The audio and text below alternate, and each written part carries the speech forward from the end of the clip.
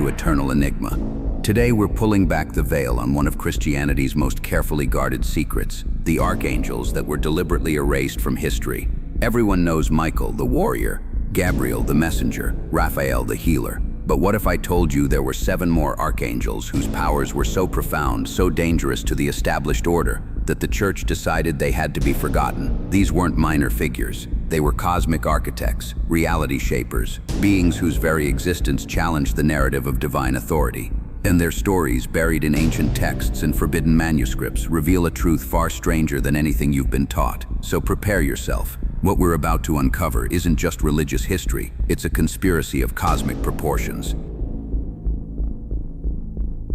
Before we dive into these forbidden archangels, we need to understand why they were erased. In the year 745 AD, Pope Zachary convened a church council with one specific purpose: to purge the unofficial archangels from Christian doctrine. The official reason: these angels were being invoked in superstitious practices that threatened Orthodox faith. But the real reason runs much deeper. You see, these 7 archangels possessed knowledge that contradicted the church's monopoly on divine truth. They taught direct spiritual communion without priestly intermediaries. They revealed mysteries about the structure of reality, the nature of the soul, and humanity's true cosmic origin. They represented a form of gnosis, direct knowledge of the divine, that made religious institutions obsolete. The Book of Enoch, once considered sacred scripture, was systematically removed from the biblical canon precisely because it named these archangels and described their functions in disturbing detail. Ancient Jewish mysticism, early Christian Gnostics, and Hermetic traditions all preserved fragments of their stories. But the church branded these sources as heresy, burned the texts, and executed those who spoke their names. What you're about to hear comes from these surviving fragments: the Ethiopian Book of Enoch, the Dead Sea Scrolls, Kabbalistic texts, Gnostic Gospels, and grimoires hidden in secret libraries across Europe. These aren't just myths. They're pieces of a suppressed cosmology that, when assembled, paint a picture the powers that be never wanted you to see. It's important to note, we're exploring these figures from a historical, mythological, and esoteric perspective. Whether you interpret them as literal beings, archetypal forces, or symbolic representations of cosmic principles is up to you. What matters is understanding why their erasure was considered necessary. Now, let's meet the 7 forbidden archangels, starting with the most dangerous of all. The angel they feared most, Uriel. His name means fire of God or light of God, but these translations barely scratch the surface of what he truly represented. In the Book of Enoch, Uriel serves as the angel of repentance, presiding over Tartarus, the deepest abyss where fallen angels are imprisoned. But his true power went far beyond punishment.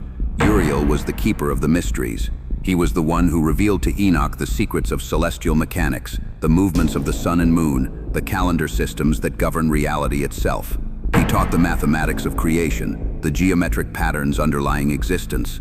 In essence, Uriel held the instruction manual for the universe. Now here's where it gets interesting. Some Kabbalistic texts claim that Uriel wasn't just an observer of divine knowledge, he was its guardian against heaven itself. There are whispered traditions suggesting Uriel questioned God's decisions, particularly regarding humanity's punishment. He advocated for mankind's enlightenment, believing humans deserved to know the truth about their creation and purpose. This made him dangerous. The church couldn't tolerate an archangel who promoted independent knowledge, who suggested that divine mysteries should be accessible rather than controlled, so they erased him. Pope Zachary specifically named Uriel as a false angel whose veneration was forbidden. But Uriel's influence didn't disappear. He went underground. Renaissance alchemists invoked him in their laboratories. John Milton immortalized him in Paradise Lost as the sharpest-sighted spirit of all in heaven. The Rosicrucians preserved his teachings in coded manuscripts. Even today, certain magical orders maintain Uriel as the Archangel of the North, the guardian of Earth's deepest secrets. And here's something most people don't know. Uriel is said to carry a book. Not just any book, but the Book of Life itself, a tome containing every soul's true name and destiny.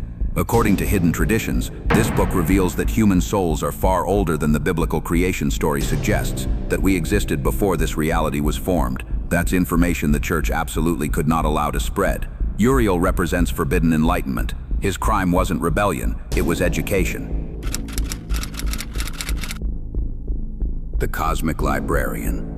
If Uriel was dangerous for what he taught, RAZIEL was terrifying for what he knew.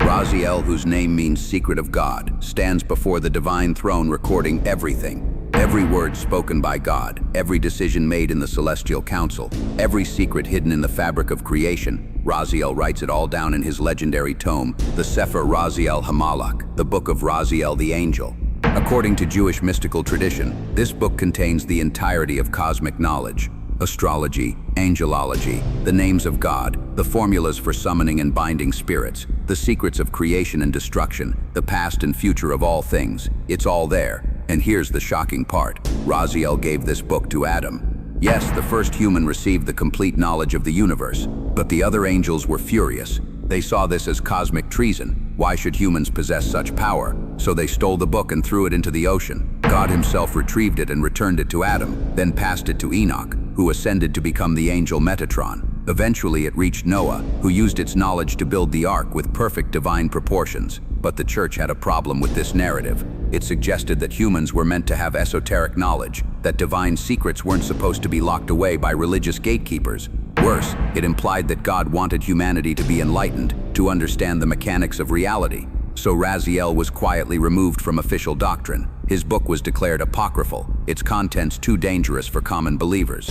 The few copies that survived were hidden in secret collections, studied only by Kabbalists who risked excommunication for their curiosity. But here's where the story gets even stranger. Some occult traditions claim that RAZIEL doesn't just record the past and present, he writes the future. His book is constantly updating, expanding, revising itself as new decisions ripple through the timeline. This suggests something profound, that reality itself is not fixed, that the future is being written in real time by choices made in the present. And if that's true, if RAZIEL's book shows that destiny is fluid rather than predetermined, then the entire concept of divine fate crumbles. Free will becomes absolute. Human agency becomes unlimited. The church's narrative of predestination and divine judgment loses its foundation. RAZIEL represents ultimate knowledge, the kind that makes institutional control impossible. His presence in Orthodox theology would have empowered every individual to seek truth independently, rendering priests and bishops obsolete as intermediaries. Some modern occultists believe RAZIEL still communicates through dreams and visions, revealing fragments of his book to those who seek genuine understanding. They claim his knowledge comes in symbols and synchronicities, downloaded directly into the subconscious. Whether this is metaphor or literal truth, the principle remains. RAZIEL offers access to the cosmic library, no clergy required. The Moon's Dark Watcher. SARIEL is perhaps the most enigmatic of the forbidden archangels, his story tangled in shadow and contradiction. His name means command of God, but unlike Michael's military authority, SARIEL's commands operate in the hidden realms, the liminal spaces between waking and dreaming, between life and death. In the Book of Enoch, SARIEL is listed among the Watchers, the angels who descended to earth and taught humanity forbidden knowledge. But here's where it gets complicated. Some texts describe him as a fallen angel, while others maintain he remained loyal to heaven, serving as the angel of death and the overseer of spirits who sinned. The church's solution to this contradiction? Erase him entirely. Better to have no SARIEL than to acknowledge an angel whose allegiance was ambiguous, whose role blurred the line between heaven and hell. But SARIEL's true power lies in his dominion over the moon. Ancient texts describe him as the lunar archangel, governing the cycles of emotion, intuition, and the subconscious mind. He taught humanity the lunar calendar, the magic of moon phases, and the secrets of dream interpretation. In esoteric traditions, SARIEL is invoked during rituals of divination, astral projection, and communication with the dead. Now here's something disturbing. Some Gnostic texts suggest that SARIEL isn't just associated with the moon. He is a consciousness embedded in the moon, a vast entity using that celestial body as a vessel to observe and influence humanity. This aligns with certain occult theories claiming the moon is not a natural satellite, but an artificial construct, a monitoring station placed in orbit to control human consciousness through electromagnetic frequencies. Whether literal or symbolic, SARIEL represents the UN conscious forces that shape human behavior. He rules over dreams, nightmares, and the primal emotions that organized religion desperately tries to suppress. The church built on rigid dogma cannot tolerate an archangel who embodies fluidity, intuition, and the shadow self. SARIEL's teachings emphasize the importance of embracing darkness as part of spiritual wholeness. He showed that death is not an ending but a transition, that the soul's journey continues through multiple states of existence. This contradicted the church's binary system of heaven and hell, salvation and damnation. In Kabbalistic tradition, SARIEL is associated with the Sephira Bina, the sphere of understanding and divine femininity. This connection further threatened patriarchal religious structures. An archangel embodying feminine wisdom, lunar mysteries, and emotional intelligence had no place in a male-dominated theological framework. Some grimoires claim that SARIEL can be invoked to reveal hidden enemies, uncover betrayals, and expose truths concealed in darkness. He shows what people don't want to see, forces confrontation with uncomfortable realities. This made him dangerous not just to the church but to any power structure built on lies and manipulation. SARIEL is the angel of inconvenient truths, the commander of shadows, the guide through the darkness that must be traversed before enlightenment. His erasure was necessary to maintain the illusion that light and darkness are separate, that good and evil are clearly defined, that the spiritual path is straightforward, but those who walk the hidden path know better. SARIEL still watches from the moon, still whispers in dreams, still commands the tides of human consciousness. The resurrector of souls. REMIEL, whose name translates to mercy of God or thunder of God, holds one of the most controversial positions in the celestial hierarchy. He is the angel of hope and divine vision, but more importantly, he is the guardian of souls awaiting resurrection. In the Book of Enoch, REMIEL is explicitly named as one of the 7 archangels who present the prayers of the righteous before God's throne. But his true function goes deeper. He oversees the judgment of souls and guides them through the process of resurrection. This isn't the simple heaven or hell binary the church preaches. REMIEL's domain suggests a far more complex afterlife system. According to ancient texts, REMIEL doesn't just judge, he teaches the dead. Souls in his care undergo a transformative process, learning the consequences of their earthly actions, understanding the ripples they created in the cosmic order. It's essentially a spiritual education system operating in the afterlife, preparing souls for their next phase of existence. This is where the church's problem begins. If souls can learn and evolve after death, if there's a process of growth and redemption beyond the grave, then the entire concept of final judgment becomes questionable. Worse, it suggests that one lifetime isn't enough to fully develop spiritually, an idea dangerously close to reincarnation, which Christianity viciously opposed. But here's what really made REMIEL too dangerous to keep. Some esoteric traditions claim he revealed to certain mystics that the resurrection isn't a one-time future event, it's cyclical. Souls rise, live, die, and rise again in an eternal pattern of spiritual evolution. The end times aren't the end at all, just another turn of the cosmic wheel. This directly contradicted the church's linear timeline of creation, fall, redemption, and apocalypse. If REMIEL's vision of reality was true, then the church's entire eschatological narrative collapses. There's no ultimate final judgment because judgment is ongoing, developmental, educational. Medieval mystics who claimed visions of REMIEL described him as showing them multiple Earth-like realms where souls continue their development, suggesting a multiverse of learning environments. This is remarkably similar to modern concepts of parallel dimensions and alternate realities, ideas that certainly didn't fit into 8th century Christian theology. REMIEL also holds another troubling title, the Angel of True Visions. He grants prophetic sight, but not the sanitized, church-approved prophecy of biblical prophets. REMIEL's visions show the mechanisms of reality, the underlying structures of existence, the hidden connections between all things. He reveals that the universe operates on principles far more complex than simple divine commandment. Some Kabbalistic sources suggest that REMIEL guards the knowledge of resurrection magic, the actual techniques for bringing souls back into physical form. If such knowledge existed and was accessible, it would fundamentally destabilize both religious and secular power structures. Death, after all, is the ultimate control mechanism. The church couldn't allow an archangel whose very function implied that spiritual development continues beyond death, that learning is eternal, that resurrection is a skill rather than a one-time miracle. So REMIEL was struck from the record, his name forbidden, his teachings buried. But in certain circles, REMIEL's influence persists. Modern channelers and mediums often report contact with an entity matching his description, offering hope to the grieving and insisting that death is simply a doorway, not a destination. The enforcer of divine justice. RAGUEL's name means friend of God, but don't let that friendly title fool you. He is the angel of justice, fairness, and vengeance, the celestial enforcer who ensures that even other angels follow divine law. And that's precisely why the church wanted him gone. In the Book of Enoch, RAGUEL holds a unique and threatening position. He punishes angels who transgress. He's essentially internal affairs for heaven, making sure that celestial beings don't abuse their power. He led the mission to apprehend the fallen watchers who corrupted humanity with forbidden knowledge. Now think about what this implies. If angels can break rules, if they can be corrupt, if they need oversight and punishment, then then the entire concept of angelic perfection crumbles. Angels become fallible beings with agency and moral complexity, not the mindless servants of divine will that church doctrine required them to be. But Raguel's threat to ecclesiastical authority goes even further. Some traditions describe him as the angel who ensures equity among humans, who punishes those who oppress the innocent, regardless of their earthly power or status. He doesn't care if you're a king, a priest, or a pope.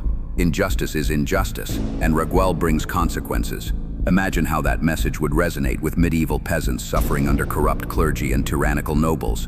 An archangel who actively punishes the powerful for mistreating the weak, who ensures that cosmic justice prevails even when earthly systems fail. That's not just dangerous, that's revolutionary. Here's something most sources don't mention. Certain grimoires suggest that Raguel can be invoked to reveal corruption, to expose hidden crimes, to bring accountability to those who thought themselves untouchable. He operates as a cosmic whistleblower, ensuring that secrets don't stay buried forever. The Church's official position became that Raguel was a false angel invented by heretics. Pope Zachary specifically condemned his veneration. But the truth is simpler. Raguel represented a form of justice that didn't flow through institutional channels, that didn't require priestly intercession, that couldn't be bought with indulgences or manipulated through confession. In esoteric Christianity and Gnostic traditions, Raguel is sometimes identified with the concept of divine balance, the principle that all actions generate equal reactions, that cosmic law operates with mathematical precision regardless of human beliefs or institutions. This is essentially the concept of karma transplanted into an Abrahamic framework. Some occultists believe Raguel works in partnership with the concept of fate itself, adjusting probabilities and circumstances to ensure that justice eventually manifests. He's the force behind what goes around comes around, the invisible hand that topples tyrants and elevates the righteous. Modern interpretations sometimes connect Raguel to whistleblowers, investigative journalists and activists who expose corruption, people through whom cosmic justice operates in the material world. Whether this is divine influence or simply human courage is open to interpretation. What's undeniable is that Raguel represents accountability for humans and for spiritual authorities. A church that claimed absolute moral authority couldn't tolerate an angel whose very purpose was to question and punish authority when it strayed from true justice. So Raguel was erased, his name forbidden, his function denied. But justice, like truth, has a way of resurfacing. The principle Raguel embodies, that power must be checked, that authority must be questioned, that fairness transcends hierarchy, continues to shape human civilization, with or without his official recognition. The human who became an archangel. Metatron is perhaps the strangest and most powerful figure in all of angelology, and the Church's relationship with him has always been deeply uncomfortable. Why? Because Metatron wasn't created as an angel, he was a human who ascended. According to Jewish mystical tradition, Metatron is the prophet Enoch transformed. After walking with God and recording the secrets of heaven, Enoch was taken up and transfigured into an archangel of immense power. He became Metatron, the scribe of God, whose body is said to be made of fire and whose height spans from earth to the highest heaven. This presents an enormous theological problem. If a human can become an archangel, if mortality can transform into divinity, then the gap between human and divine isn't fixed. It's traversable, and that means human potential is essentially unlimited. The Church built its entire structure on the premise that humans are fallen, sinful, separated from God by an unbridgeable chasm that only Jesus could cross. But Metatron's existence suggests otherwise, that through spiritual development, knowledge, and divine favor, a human can achieve angelic status. That's not just heretical, it's existentially threatening to religious hierarchy.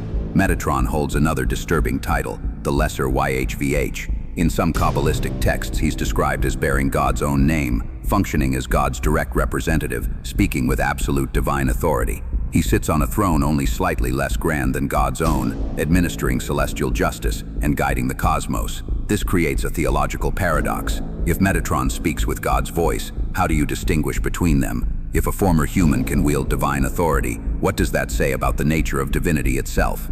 These questions had no comfortable answers, so mainstream Christianity simply avoided them by excluding Metatron from official doctrine. But Metatron's role goes even deeper. He is said to maintain the Akashic records, the cosmic library containing every event, thought, and possibility across all time and space. He knows everything that has happened and everything that could happen. This makes him essentially omniscient, possessing knowledge that rivals God himself. Some esoteric traditions claim that Metatron is the angel who actually created the physical universe, translating divine thought into material reality. He's the architect, the demiurge, the cosmic engineer who structured existence according to sacred geometry. If this is true, then Metatron is responsible for the very reality we inhabit. Here's where it gets truly bizarre. Certain occult sources suggest that Metatron is preparing humanity for its own ascension, that his transformation from human to angel was the first step in a larger plan to elevate human consciousness to angelic levels.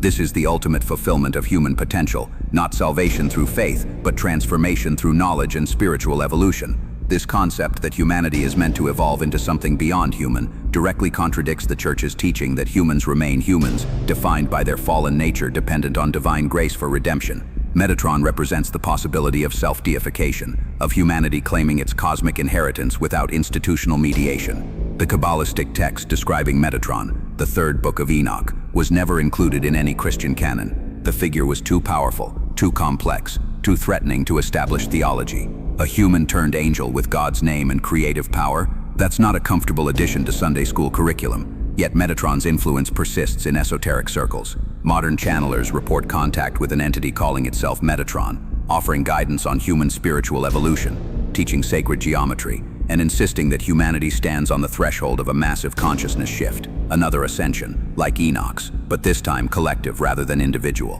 Whether you interpret Metatron as literal being, archetypal principle, or symbolic representation of human potential, his message remains consistent. The gap between human and divine is not fixed. We are not permanently separated from the source. Transformation is possible, ascension is achievable, and that is why the Church couldn't let his story spread unchallenged.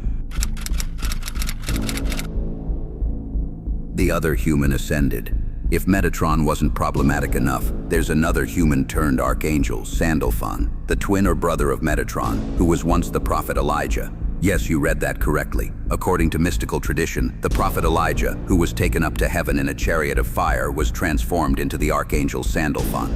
This creates two separate instances of human ascension to angelic status, suggesting it's not a unique anomaly, but a repeatable process. Sandalphon's primary function is perhaps the most beautiful and dangerous. He gathers the prayers of the faithful and weaves them into spiritual crowns for God. He stands at the base of the tree of life in Kabbalistic cosmology, serving as the bridge between earth and heaven, between material and spiritual realms. But here's what makes Sandalphon particularly threatening to Church authority. He doesn't filter prayers through institutional channels. According to the tradition, every sincere prayer, regardless of whether it's spoken in a cathedral, a mosque, a temple, or a forest, reaches Sandalphon directly. He receives all prayers from all humans, regardless of their religious affiliation or lack thereof. This universal accessibility completely bypasses the Church's role as intermediary. If Sandalphon delivers prayers directly to the divine, why do you need priests? Why do you need confession? Why do you need the institutional structure at all? Moreover, Sandalphon is described as standing with his head reaching heaven while his feet remain on earth, a massive being whose physical form spans dimensions. This imagery suggests something profound, that the connection between human and divine is not distant or abstract, but physical, structural, embodied in a being who is simultaneously earthly and celestial. Some Kabbalistic sources describe Sandalphon as the angel of physical manifestation, the force that translates spiritual intention into material reality. He teaches that prayer isn't just communication, it's creation. Focused intention, when properly directed, literally shapes the physical world. This is magic disguised as theology. The idea that human will, properly aligned with cosmic forces, can alter reality is the fundamental principle of all occult practice, and Sandalphon, as the angel who facilitates this process, essentially serves as heaven's magician, proving that prayer and magic are the same phenomenon dressed in different cultural clothes. Here's something rarely discussed. Some esoteric traditions claim that Sandalphon is preparing a specific number of humans for the same ascension that he and Metatron achieved. He identifies souls capable of transformation, guides them through subtle synchronicities and spiritual experiences, slowly elevating their consciousness until they're ready for the final leap. If true, this suggests that human-to-angel transformation isn't ancient history, it's an ongoing process. Somewhere in the world right now, according to this belief, there are individuals being prepared for ascension, guided by Sandalphon's invisible hand. The Church couldn't openly embrace this narrative without admitting that its monopoly on salvation is false, that divine connection is available to everyone, that transformation doesn't require baptism or communion or any ecclesiastical sacrament. Sandalphon had to be marginalized, his story kept to mystical fringes where it couldn't threaten institutional control. but the principle he represents, that every human has direct access to the divine, that prayers need no intermediary, that spiritual elevation is humanity's birthright. This principle refuses to die. It resurfaces in every mystical movement, every reformation, every spiritual awakening that challenges religious authority. SANDALPHON stands eternal, 1 foot on earth and 1 in heaven, proving by his very existence that the two realms are not separate, that the bridge between them is not controlled by any institution, that every human carries within them the potential for divine connection. The pattern behind the purge. Now you understand. These 7 archangels, URIEL, RAZIEL, SARIEL, REMIEL, RAGUEL, METATRON, and SANDALPHON, weren't erased because they were false or demonic. They were erased because they were too true, too empowering, too threatening to institutional control. Each one represents a principle that organized religion cannot tolerate. URIEL, knowledge should be accessible, not controlled. RAZIEL, truth is fluid and constantly evolving. SARIEL, darkness and shadow are part of wholeness. REMIEL, spiritual development continues after death. RAGUEL, authority must be held accountable. METATRON, humans can become divine. SANDALPHON, everyone has direct access to the sacred. Together they form a complete cosmology that makes churches, temples, and priests unnecessary. They describe a universe where spiritual power flows directly from source to individual, where knowledge is freely available, where transformation is self-directed, where authority is questioned, and where humanity's ultimate potential is godhood itself. The Church's solution was simple: erase them, burn the books, forbid the names, declare them false, dangerous, heretical, and for over 1,000 years it worked. But knowledge, once released, can never be fully suppressed. These 7 archangels survived in hidden texts, whispered traditions, esoteric circles that preserved the ancient wisdom. And now, in the age of information, their stories are emerging from the shadows once again. Whether you see them as literal beings watching over humanity, as archetypal forces within the collective unconscious, or as symbolic representations of forbidden truths, their message remains the same: you are more powerful than you've been told. The divine is more accessible than you've been taught, and the path to enlightenment has nothing to do with obedience to institutions and everything to do with your own courage to seek truth. The 7 forbidden archangels were dangerous because they empowered individuals. They still are, and now you know their names. If you're ready to explore more hidden truths, more suppressed knowledge, more mysteries that the powerful don't want you to understand, subscribe to this channel. Your journey into the esoteric has just begun. Remember, question everything, research independently, and think for yourself. Until next time, stay curious and stay vigilant.